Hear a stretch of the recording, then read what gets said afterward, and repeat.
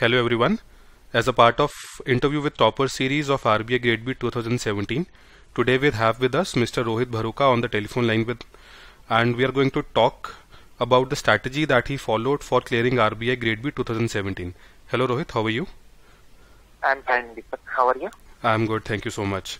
Rohit, kindly tell the aspirants of 2018 about your educational background.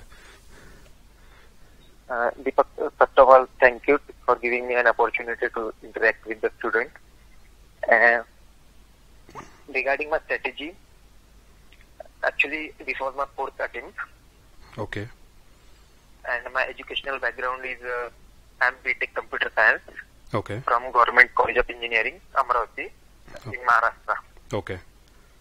So, Rohit, after your computer science engineering, you went for some job or something? Yeah. After completing my graduation, I went for TCS. Okay. There I worked for 3 months.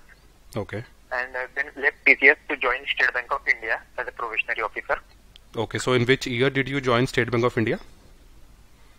2015, Jan 2015. I was passed out of 2014. Okay. Okay. Then I worked for TCS for 3 months. And then in Jan 15, I joined State Bank of India. Okay, great. And while you were in State Bank of India, you started preparing for RBI? Actually, before joining State Bank of India, Okay. I gave my first attempt. Okay. But that was not much serious attempt. I was preparing for SBI. And meanwhile, the notification came and I filled up the form. Okay. And but it was my luck बोल सकते हैं या फिर serendipity. I went up to interview in my first stage. In your first attempt, okay, that was a not non-serious attempt, and you went till interview stage. Yeah. Okay. And okay. Actually, it was a descriptive. Right. उस time पे descriptive था ना. बिल्कुल. So and I am quite good in descriptive. Okay. So and at that time there used to be a long period between pre and mains. Right. So in that period, I prepared for mains quite seriously for 1 month, and I got passed through mains. Okay. But due to my some documentation problem, I was not allowed to be interviewed. Okay. Hard luck. Okay. Okay. Yeah. So that gave me a confidence there. I can crack this exam. Okay. So, so you gave your second and third attempt also, and in the fourth attempt you cleared. Yeah. Okay. So. In my second attempt, I could not clear prelim. Okay. Those who are listening here, I want to convey them that don't take prelim very lightly. As I took prelim very lightly, and I could not clear even quant cutoff. Okay. Rohit, you have made a very important observation here. See, most of the aspirants who are preparing for RBI Grade B 2018, I also get this question a lot, that quantitative aptitude is one such section which is feared by the students. So, can you tell me the right strategy to prepare for phase 1, especially quant? कि क्या मतलब दिमाग में रखना चाहिए, because कई सारे लोगों को लगता है कि यार जीए तो निकाल लेंगे, कि जीए पढ़ेंगे 3-4 महीने का वो तो हो ही जाएगा, लेकिन क्वांट एक ऐसा सेक्शन है जिसमें बच्चों को लगता है, स्टूडेंट्स को लगता है कि बहुत मुश्किल आता है. क्या रियली ऐसा है, या स्ट्रैटेजी क्या होनी चाहिए? ऐसा नहीं होता है कि बहुत मुश्किल क्वेश्चन पूछे जाते हैं, लेकिन होता ऐसा है कि जैसे last year cut off trend हम देखे तो सम पीपल थिंक दैट अरे यार 30 क्वेश्चन में से 4 कट ऑफ है. हाँ जी. जनरल का तो 4 तो हम निकाल ही लेंगे, 5-6 क्वेश्चन तो सॉल्व कर ही लेंगे. But the point here is time management. अगर आप टाइम तो जो जीए के क्वेश्चन होते हैं वो they are not much tough but they are lengthy. Right. तो आपको कम टाइम में मैक्सिमम आउटपुट देना है, इसके लिए practice. There is no other option to practice here. If you मैं जैसे फर्स्ट टाइम में मैं without preparation I crack prelim in 2014. हाँ जी. But in 2015 I thought that I would crack pre easily. I don't need to practice. Okay. But in that attempt, I could not clear quant cutoff. So it is a matter of practice. If you can't, then no other option. Okay. And can you tell me some good sources for practicing questions of phase 1, especially again quant? For quant, I referred first R.S. Agrawal. Okay. I referred it throughout, solve each and every problem. Okay, that is for the basic concepts है ना, मतलब वो level तो उसका उतना नहीं है, लेकिन एक कवरेज के लिए अच्छी है वो बेसिक कॉन्सेप्ट्स के लिए। जो कॉन्सेप्ट आपके क्लियर हो जाते हैं वो पढ़ के, और you get a basic idea what is asked in the aptitude. Right right right, ठीक है। उसके बाद आप हायर लेवल पे जा सकते हो, quantum math by Sarvesh Verma का जो है। हाँ जी।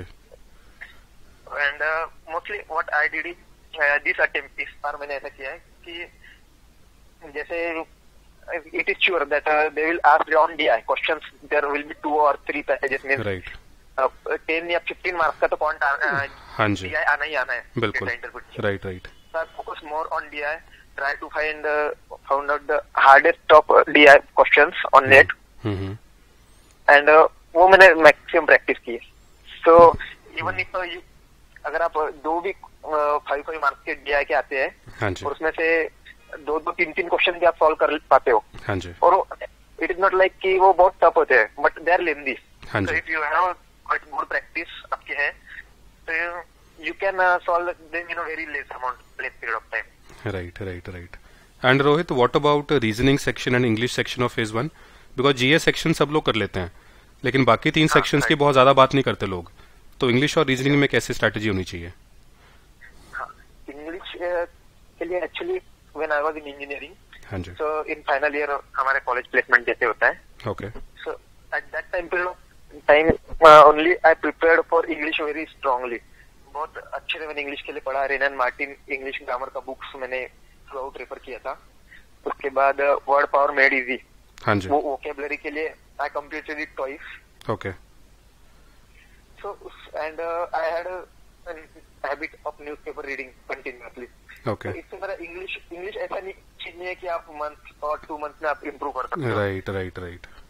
सो आपको long period of time touch में रहना पड़ेगा, कंटिन्यूअसली वोकेबलरी पढ़ते रहना पड़ेगा, एंड न्यूज़पेपर रीडिंग सबसे बेस्ट है। न्यूज़पेपर रीडिंग अगर आप जितना ज्यादा न्यूज़पेपर रीडिंग कर रहे हो, you are reading, you start getting the sentences. तो जब आप और कॉम्प्रहेंशन एक बहुत जल्दी होता है, आपको बहुत कम टाइम में पैसेज पढ़ के समझना है जल्दी क्या मीनिंग इसका है, what the author want to से।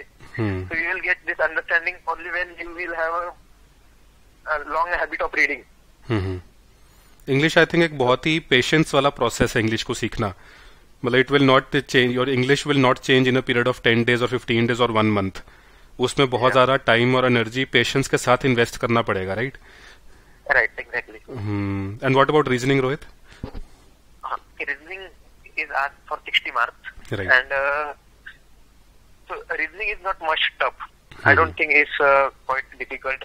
If you study reasoning के लिए भी I use R.S. Agrawal book. And कुछ ऐसे questions है जो surely आते हैं reasoning में. हाँ जी. So if you practice that type, then you can solve that type in the exam easily. मतलब पैटर्न को आइडेंटिफाई करना जरूरी है कि पिछले 2-3 साल के एग्जामिनेशन पेपर्स को देख के वन शुड नो कि these are the questions that are asked, फिर उसके ऊपर प्रैक्टिस करनी चाहिए और उन्हीं क्वेश्चंस को वहां पर जाके हिट भी करना चाहिए, है ना? स्मार्ट स्ट्रेटजी यही होगी, right? And Rohit, what was the difference in this year's paper as compare to last year's paper? Because आपने 4 बार ये आरबीआई दिया है प्रीलिम्स, तो आपको कुछ डिफरेंस लगा कि 2017 वाला जो फेज 1 था और बाकी जो पहले 3 सालों के फेज 1 थे उनमें कोई लेवल का डिफरेंस, कोई डिफिकल्टी लेवल का या टाइप ऑफ क्वेश्चंस का?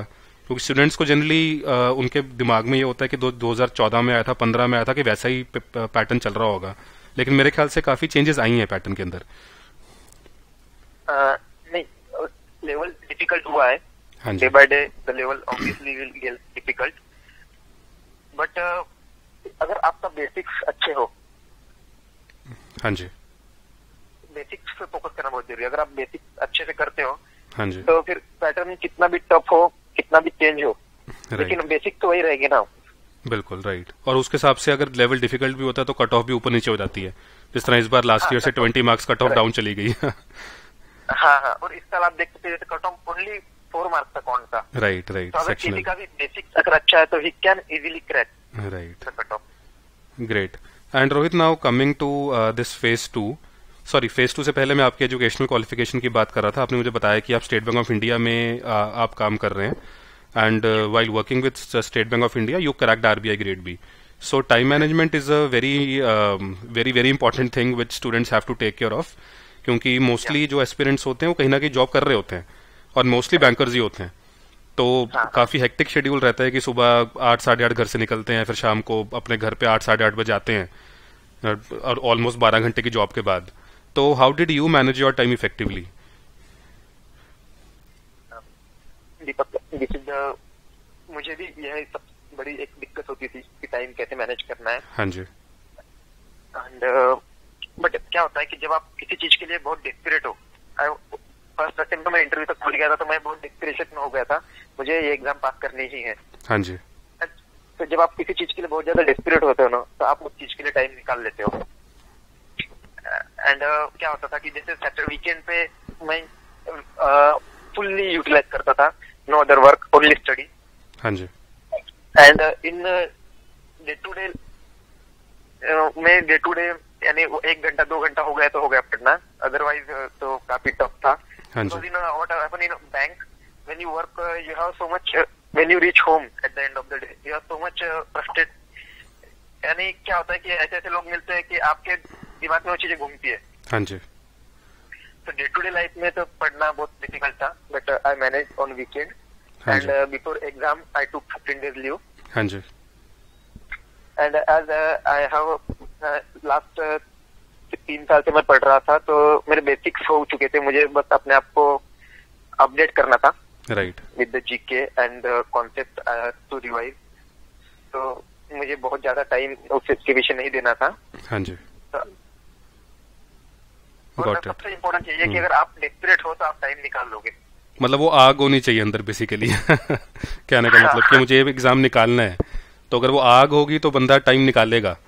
क्यों किसी भी तरह 12 घंटे काम करने के बाद भी घिस घिस के 2 घंटे निकाल ही लेगा कि यार मुझे पढ़ना है. राइट है ना, प्रायोरिटी में लेके आएगा पढ़ाई को. नहीं तो होगा चलो मूवी चलें, चलो सो जाएं.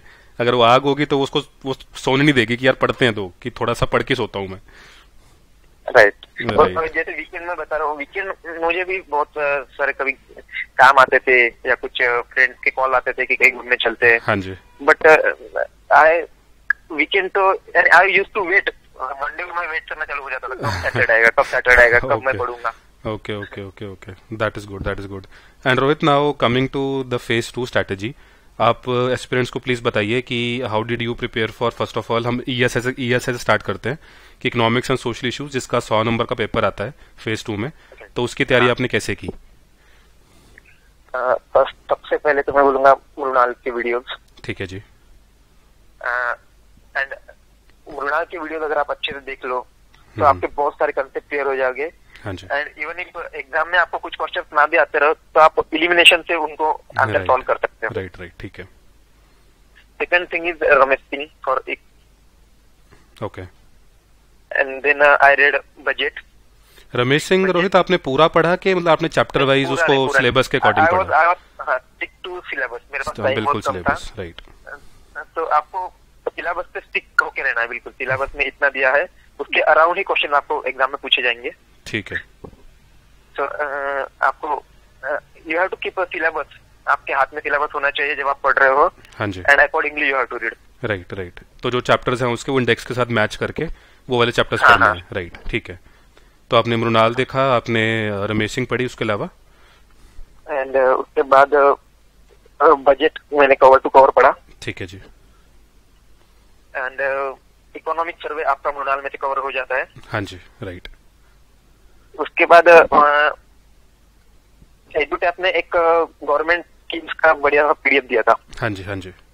I think it was of 129 pages or something. Right. And that covered all those government schemes in depth detail. Right. So मुझे कहीं सर्च नहीं करना पड़ा गवर्नमेंट स्कीम्स के बारे में या कुछ कहीं और जाना नहीं पड़ा. एडुटैप का जो था PDF, it was a first class PDF and it helped a lot. Right. तो इसके अलावा बैंकर्स अड्डा के मंथली कैप्सूल में पढ़ता था. ठीक है. कौन से वाला?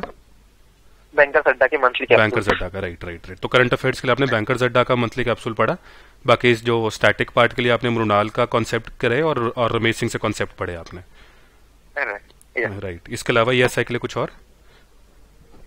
नहीं, ऐसे कुछ ईएसआई के लिए स्पेसिफिक नहीं पढ़ता था, बट न्यूज़पेपर, आरबीआई की साइट रेफर करता था.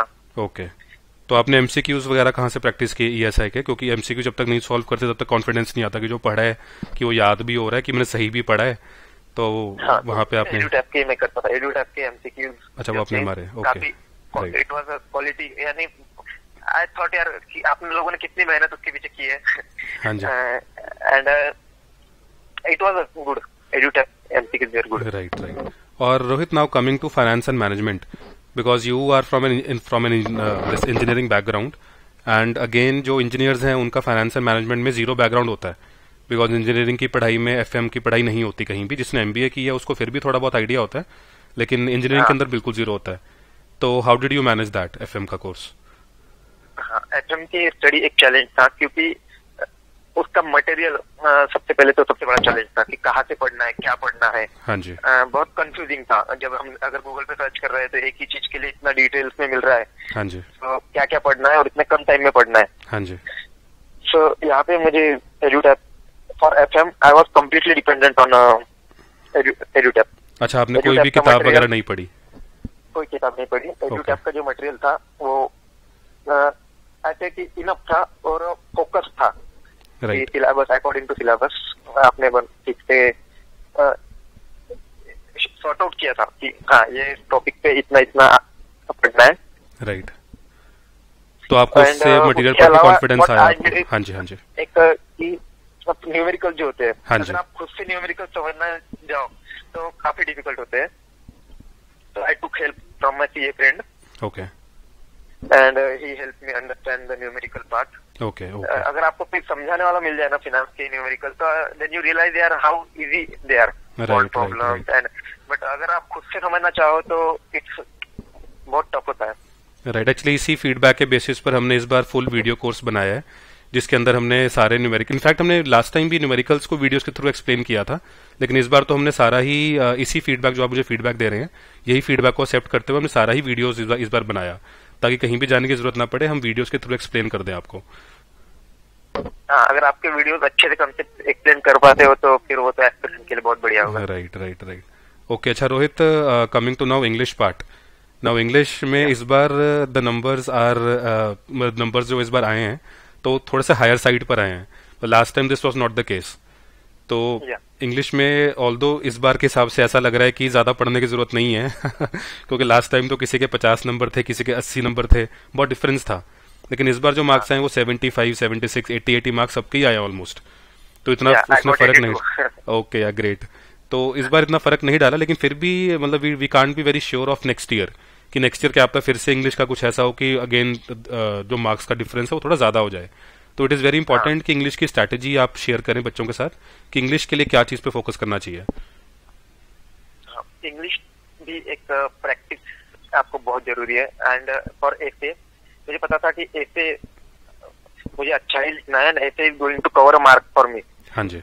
So I practice near about 20 essays. Okay. Writing, typing करके अच्छे से पूरा। I use to type in WordPad. WordPad में मैं पूरा ये टाइप करता था और उसके बाद वो कॉपी पेस्ट करके माइक्रोसॉफ्ट वर्ड में करता था। तो मुझे मेरे स्पेलिंग मिस्टेक्स, ग्रामेटिकल मिस्टेक्स, ये सब किसी से इवैल्यूएशन कराने की जरूरत नहीं होती थी। वो सब अपने आप पता चल जाते थे। ठीक है।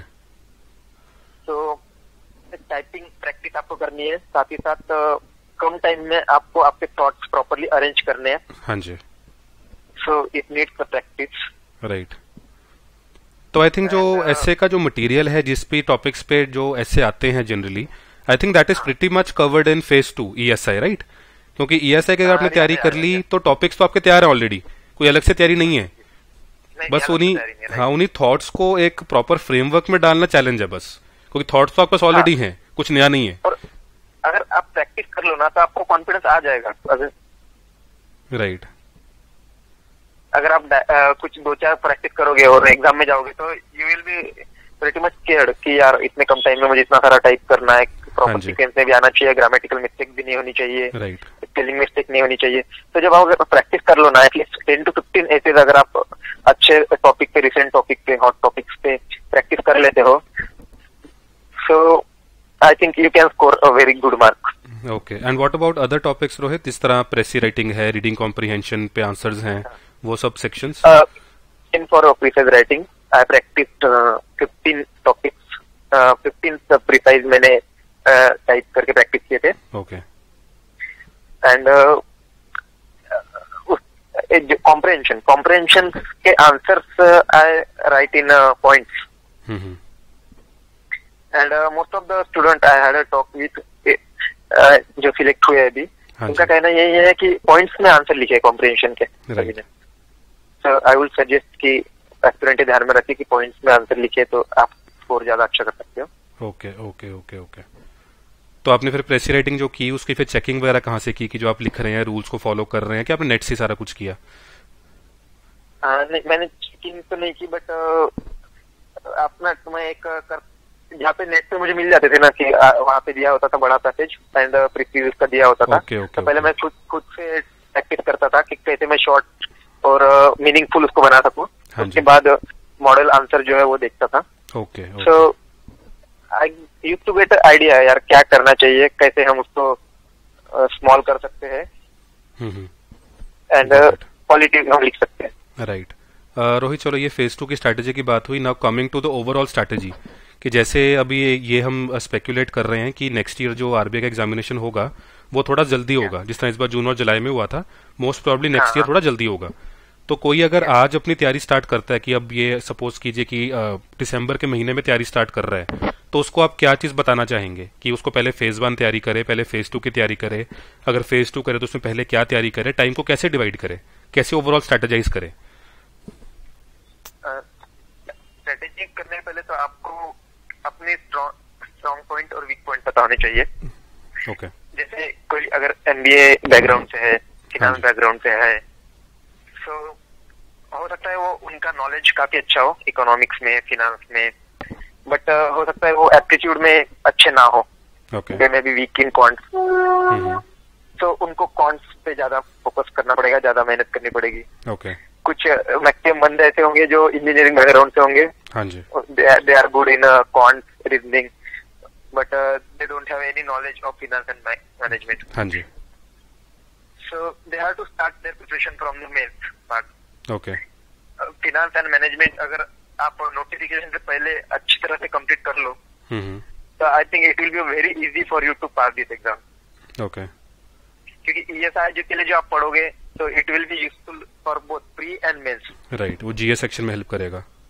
हाँ, जीए सेक्शन में आपको यानी मोस्टली कॉमन ही होगा ना, प्री का जीए या फिर मेंस का ईएसआई। राइट। आपको दोनों के लिए जीए पढ़ना ही है। तो अगर आपको एग्जाम के थोड़ा पहले भी पढ़े तो it will be helpful. But आप फिनांस एंड मैनेजमेंट ऐसा है कि आप प्री के पीरियड में नहीं पढ़ सकते, वो आपको नोटिफिकेशन के पहले ही कंप्लीट करके रखना है। राइट। और क्वांट और रीजनिंग, अगर कोई if someone feels that he or she is weak in quant or reasoning, then they have to practice at least a month. यानी पूरा दिन भर नहीं पढ़ना है, बट कुछ ना आपको अच्छे से एक बार उसके लिए बेसिक्स कॉन्सेप्ट क्लियर करने ही होंगे। There is no other option, क्योंकि प्रैक्टिस, no other option। हाँ, फेज 1 में तो कोई ऑप्शन नहीं है, जितना ज्यादा प्रैक्टिस करेंगे उतनी ज्यादा कॉन्फिडेंस और स्पीड आएगी। हाँ, राइट। तो मतलब पहले अपना स्ट्रॉन्ग और वीक एरियाज को ढूंढ के, जो आपके वीक एरियाज है पहले उस पर फोकस करना चाहिए बेसिकली।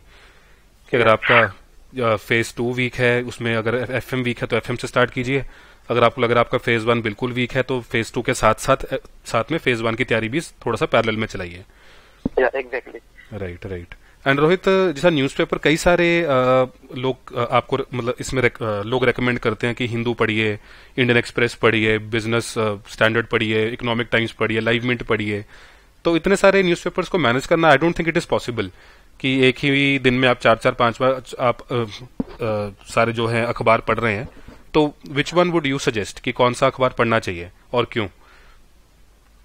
दीपक, मैं यहाँ पे कन्फेस करना चाहूंगा कि मैं कोई न्यूज़पेपर डेली नहीं पढ़ता था। बिकॉज मेरे पास इतना टाइम ही नहीं होता था। अगर न्यूज़पेपर डेली पढ़ने जाता तो बाकी छूट जाता। राइट। तो मैं ये करता था कि एक बैंकर्स अड्डा के जो मंथली कैप्सूल आते थे ना, उसमें जो इम्पोर्टेंट इवेंट्स है, जो एग्जाम में पूछे जा सकते क्वेश्चन थे, वो कवर होते थे।